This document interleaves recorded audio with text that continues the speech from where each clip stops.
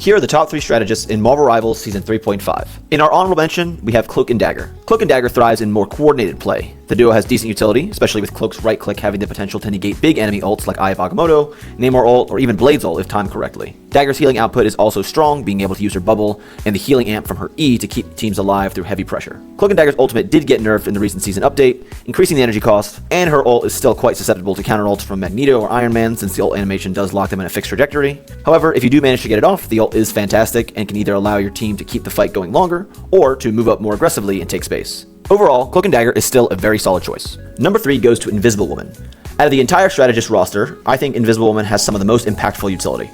Her right-click shield can make it a nightmare for the enemy team to deal with flyers. Additionally, the flexibility in her E is tremendous, having one ability that can both peel for herself or her team, ruining dives for enemy Black Panthers or Magics, as well as displace enemy frontline as they try to take space, is amazing. Her ult is also strong, especially for domination maps when everyone is just dogpiling onto the point, and effectively makes your team invincible for 8 seconds, and has the added benefit of cutting off line of sight for any enemy DPS or strategists outside of the zone, which reduces their ability to heal or damage priority targets. Luna Snow comes in at number 2. Luna, being hit scan, has great healing and damage potential at the higher ranks. Her shift clap gives her good sustain alongside the damage and healing amp. In combination with her freeze and 275 base health, Luna is a tough strategist to dive or catch out of position. I also think her E is one of the most underrated abilities in the game. Giving the Snowflake to your team Spider-Man, BP, Magic, or even non-dive DPS who are on high ground will make it much tougher for the enemy team to deal with them. Additionally, her new team-up duality dance with Adam Warlock converts the damage she deals into self-healing, making her even harder to eliminate.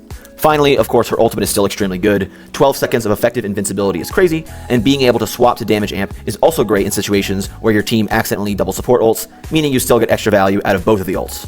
At number 1, we have Loki, the current king of the strategists. With his clones, Loki's combined healing and damage output is immense, which also makes him one of the fastest characters in the game to get their ult. Being able to not just swap places with existing clones, but also use his right click to drop a clone on command and go invisible, Loki has plenty of ways to trick and outplay his opponents. His invincibility runes can not only nullify enemy ults, but acts as a get out of jail free card for himself or any teammate caught out of position, assuming he can quickly cast a clone and then cast runes. Finally, Loki's ult is by far the most flexible part of his kit. Traditionally, it can be used to copy impactful support ults like Luna's or Invisible Woman's, but the best Loki players copy whatever ult is most impactful in the immediate situation that their team is in. Hard to kill, great healing output, and survivability with lamps, flexible and impactful ult, these are the reasons that Loki tops the list. And that's my strategist power ranking for Season 3.5. Do you agree with Loki on top? Drop your picks in the comments below, and follow for my duelist tier list next.